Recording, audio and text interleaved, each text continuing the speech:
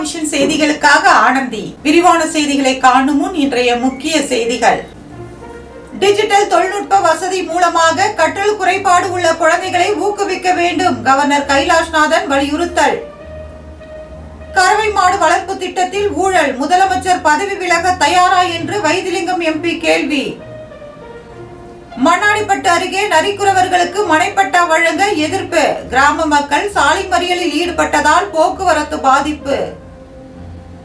இலவச மனைப்பட்டா வழங்க கோரிக்கை, நரிக்குறவர்கள் சப் கலெக்டர் அலுவலகத்தை முற்றுகை. இனி விரிவான செய்திகள். டிஜிட்டல் தொழில்நுட்ப உதவியுடன் கற்றல் குறைபாடு உள்ள குழந்தைகளுக்கு கற்பிக்க வேண்டும் என்று கவர்னர் கைலாஷ்நாதன் அறிவுறுத்தியுள்ளார். புதுச்சேரி ரெட்டியார்பாளையத்தில் தனியார் நிறுவனம் சார்பில் இன்று நடைபெற்ற நிகழ்ச்சியில் கவர்னர் கைலாஷ்நாதன் கலந்து கொண்டு பேசினார். அப்பொழுது அவர், துரதிருஷ்டவசமாக நமது சமூகத்தில் கற்றல் குறைபாடு உள்ள குழந்தைகள் பெரும்பாலும் தவறாக புரிந்து கொள்ளப்படுகிறார்கள் என்றும், சரியான நேரத்தில் மதிப்பீடு செய்வது குழந்தைகளுக்கு சரியான வகையில் உதவியை பெற முடியும் என்றார்.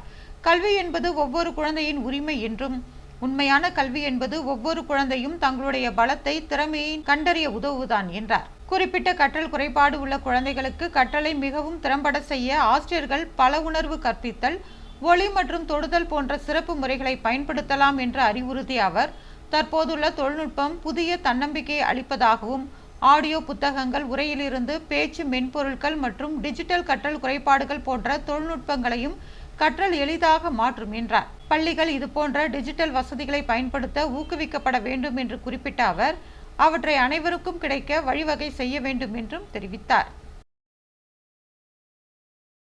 கறவைமாடு வளர்ப்பு திட்டத்தின் ஊழலுக்கு பொறுப்பேற்று முதலமைச்சர் ரங்கசாமி பதவி விலக தயாரா என்று வைத்திலிங்கம் எம்பி கேள்வி எழுப்பியுள்ளார்.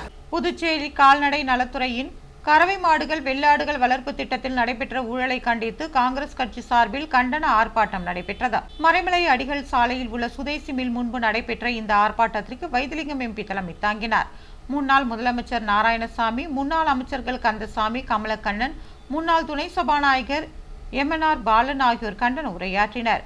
இதில் விவசாய அணி தலைவர் ஆறுமுகம் மற்றும் காங்கிரஸ் நிர்வாகிகள் கலந்து கொண்டு கறவை மாடு மற்றும் வெள்ளாடு வளர்ப்பு திட்டத்தில் நடைபெற்ற ஊழலை கண்டித்தும், அதற்கு பொறுப்பேற்று அரசு பதவி விலக வேண்டும் என்றும் வலியுறுத்தினார்.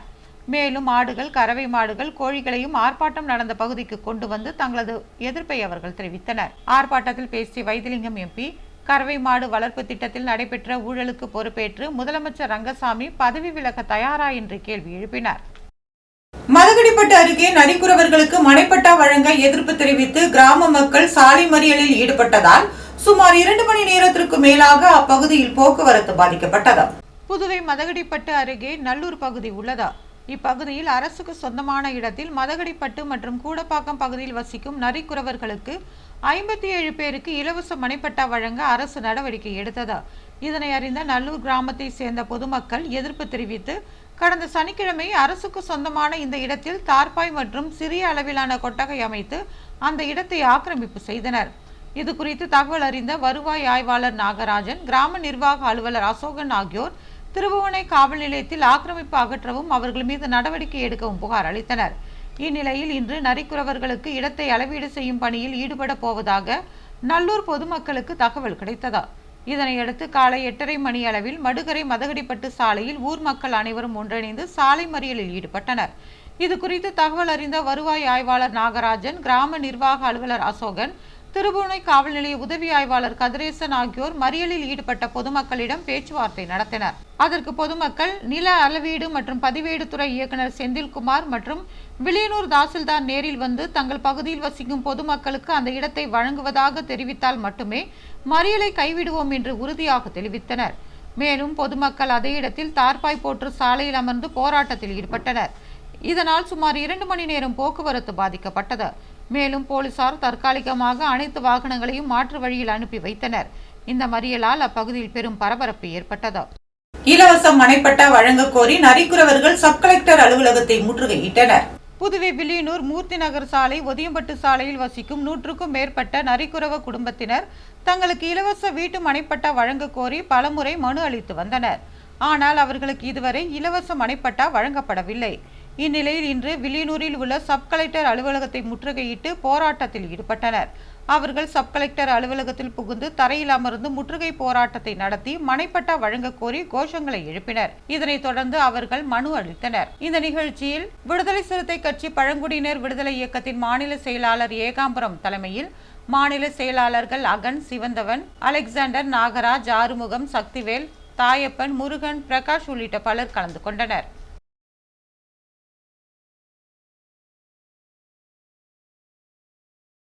புதுவையில் நேற்றிரவு பல்வேறு ஆலயங்களில் நடைபெற்ற சூரசம்ஹார நிகழ்ச்சியில் ஏராளமான பக்தர்கள் கலந்து கொண்டு சுவாமியை தரிசித்தனர். விழுப்புரம் மாவட்டம் திண்டிவனத்தை அடுத்த மயிலம் வள்ளி தெய்வானை சமேத ஸ்ரீ சுப்பிரமணிய சுவாமி கோவிலில் கந்தசஷ்டி திருவிழா காப்பு கட்டுதல் நிகழ்ச்சியுடன் தொடங்கியது. சஷ்டி விழாவின் 6வது நாள் நிகழ்ச்சியாக நேற்று மாலை 7 மணிக்கு மயிலம் ஸ்ரீ பாலசித்தர் சன்னதியில் வேல் வாங்குதல் திருக்காட்சியும் இரவு 8 மணிக்கு சூரசம்ஹாரமும் நடைபெற்றது. இதனையடுத்து ஸ்ரீ ஆறுமுக பெருமாள் வள்ளி தெய்வானையுடன் மலைவலம் வரும் காட்சி நடைபெற்றது. இதில் ஏராளமான பக்தர்கள் கலந்து கொண்டனர். கோவில் வளாகத்தில் சூரனை வதம் செய்யும் நாடகம் நடத்தி காட்டப்பட்டது. விழாவிற்கான ஏற்பாடுகளை மயிலம் பொம்மபுரம் 20ஆம் பட்டம் குரு மகா சன்னிதானம் தலைமையில் திருமடத்தினர் செய்திருந்தனர். இதேபோல புதுச்சேரி முத்தியால்பேட்டையில் அமைந்துள்ள அருள்மிகு முத்துமாரியம்மன் முத்தைய சுவாமி தேவஸ்தானத்தில் கந்தசஷ்டி திருவிழா நடைபெற்றது. விழாவின் ஒரு பகுதியாக நடைபெற்ற திருக்கல்யாண வைபவத்தில் ஏராளமான பக்தர்கள் கலந்து கொண்டனர். சண்முக சுவாமி, வள்ளி மற்றும் தெய்வானைகளுக்கு மாங்கல்யம் அணிவிக்கும் நிகழ்ச்சி நடைபெற்றது.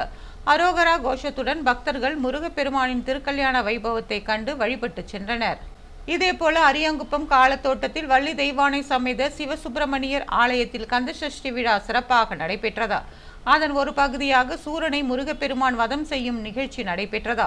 இதில் அதிமுக மாநில கழக பொருளாளர் ரவி பாண்டுரங்கன் கலந்து கொண்டு தனது சொந்த செலவில் முருகனுக்கு தங்க கவசம் வழங்கினார். முன்னதாக பூஜை செய்யப்பட்ட தங்க கவசங்கள் கோவில் உட்பிரகாரத்தில் உலா வந்து கோவில் நிர்வாகத்திடம் வழங்கப்பட்டு மூலவருக்கு அணிவிக்கப்பட்டது. இதனைத் தொடர்ந்து தங்க கவசத்தில் அருள்பாலித்த முருகனுக்கு மகா தீபாராதனை காட்டப்பட்டது.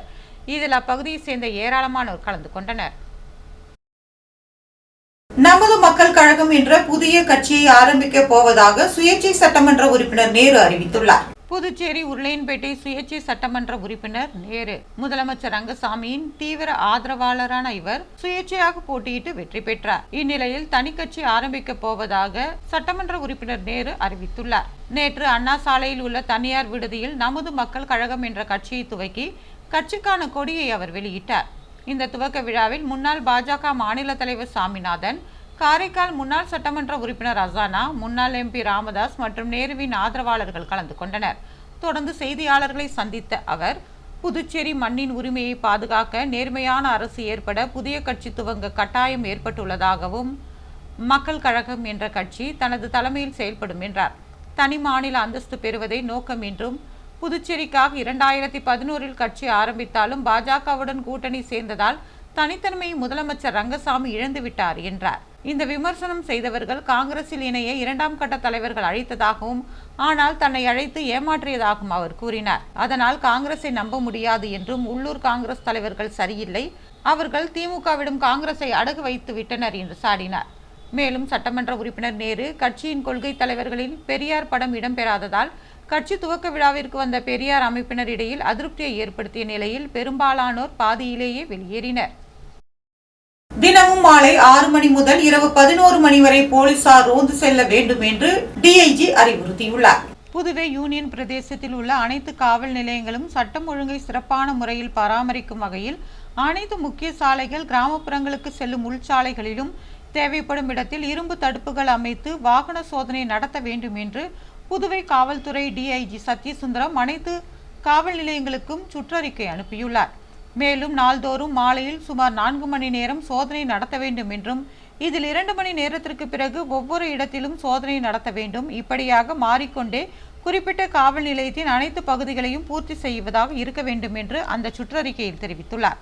மேலும் காவல் ஆய்வாளர்களும் காவல் நிலைய அதிகாரிகளும் தினந்தோறும் மாலை 6 மணி முதல் இரவு 11 வரையிலான ரோந்து பணியை உறுதி செய்ய வேண்டும் என்றும் காவல் கண்காணிப்பாளர்களும் சோதனை நடக்கும் இடங்களையும் காவல் நிலையங்களையும் கண்காணிக்க வேண்டும் என்றும் குறிப்பிட்டுள்ளார்.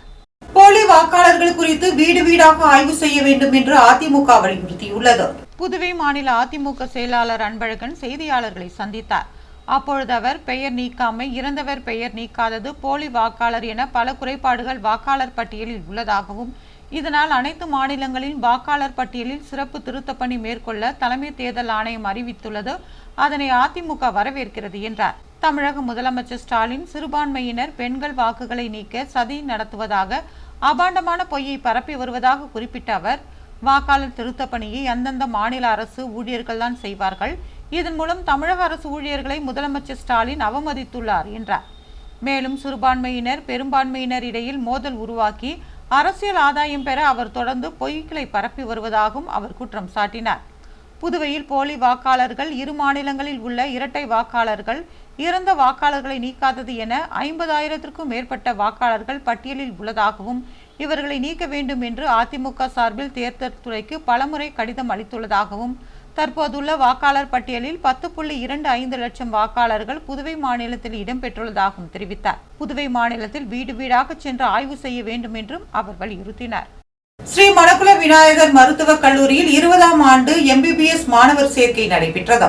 புதுவை கலித்தீர்த்தால் குப்பத்தில் உள்ள ஸ்ரீ மணக்குள விநாயகர் கல்வி அறக்கட்டளையின் கீழ் இயங்கும் தன்னாட்சி நிறுவனமான ஸ்ரீ மணக்குள விநாயகர் மருத்துவக் கல்லூரி மற்றும் மருத்துவமனையின் 20ஆம் ஆண்டு MBBS மாணவர்களுக்கான சேர்க்கை விழா நடைபெற்றது. புதுச்சேரி அரசின் தலைமை செயலாளர் சரத் சௌகான் தலைமை விருந்தினராக கலந்து கொண்டு உரையாற்றினார். தக்ஷசீலா பல்கலைக்கழகத்தின் வேந்தரும் ஸ்ரீ மணக்குள விநாயகர் கல்வி அறக்கட்டளையின் தலைவர் மற்றும் நிர்வாக இயக்குநருமான தனசேகரன் முன்னின்று நடத்தினார். விழாவை ஸ்ரீ மணக்குள விநாயகர் கல்வி அறக்கட்டளையின் பொருளாளர் ராஜராஜன், இணை செயலாளர் வேலாயுதம், தக்ஷசீலா பல்கலைக்கழகத்தின் இணைவேந்தர் நிலா பிரியதர்ஷினி ஆகியோர் கலந்து கொண்டனர். டாக்டர் கார்கே சிறப்புரையாற்றினார். கல்வித்துறை டீன் கார்த்திகேயன் வரவேற்புரையாற்றினார். மருத்துவ கண்காணிப்பாளர் பிரகாஷ் நன்றி உரையாற்றினார். விநாயகர் கல்வி அறக்கட்டளையின் தலைவர் மற்றும் நிர்வாக இயக்குநருமான தனசேகரன், மாணவர்கள் தங்களது பெற்றோருக்கு எப்போதும் பொறுப்புடனும் மரியாதையுடனும் இருக்க வேண்டும் என்றும், அதே நேரத்தில் செயற்கை நுண்ணறிவின் சமீபத்திய முன்னேற்றங்கள், குறிப்பாக மருத்துவத்துறையின் அதன் பயன்பாடுகள் குறித்து புதுப்பித்த நிலையில் இருக்க வேண்டும் என்று உரையாற்றினார். புதுச்சேரி அரசின் தலைமை செயலர் சரத் சௌகான் பேசுகையில், புதுச்சேரியின் முதன்மையான மருத்துவ நிறுவனங்களில் ஒன்றான இதில் உயர் இலக்குகளை நிர்ணயித்து கவனம் செலுத்தி உத்வேகம் பெற ஊக்குவித்தார். புதுவையில் இன்றைய தங்கம் மற்றும் வெள்ளி விலை விவரம். தங்கம் 1 கிராம் 11,075 ரூபாய். ஒரு சவரன் தங்கம் 88,600 ரூபாய். வெள்ளி 10 கிராம் 1,620 ரூபாய். மீண்டும் இன்றைய முக்கிய செய்திகள். டிஜிட்டல் தொழில்நுட்ப வசதி மூலமாக கற்றல் குறைபாடு உள்ள குழந்தைகளை ஊக்குவிக்க வேண்டும், கவர்னர் கைலாஷ்நாதன் வலியுறுத்தல். கறவை மாடு வளர்ப்பு திட்டத்தில் ஊழல், முதலமைச்சர் பதவி விலக தயாரா என்று வைத்திலிங்கம் MP கேள்வி. மண்ணாடிப்பட்டு அருகே நரிக்குறவர்களுக்கு மனைப்பட்டா வழங்க எதிர்ப்பு, கிராம மக்கள் சாலை மறியலில் ஈடுபட்டதால் போக்குவரத்து பாதிப்பு. இலவச மனைப்பட்டா வழங்க கோரிக்கை, நரிக்குறவர்கள் சப் கலெக்டர் அலுவலகத்தை முற்றுகை. இத்துடன் செய்திகள் நிறைவு பெறுகிறது. வணக்கம்.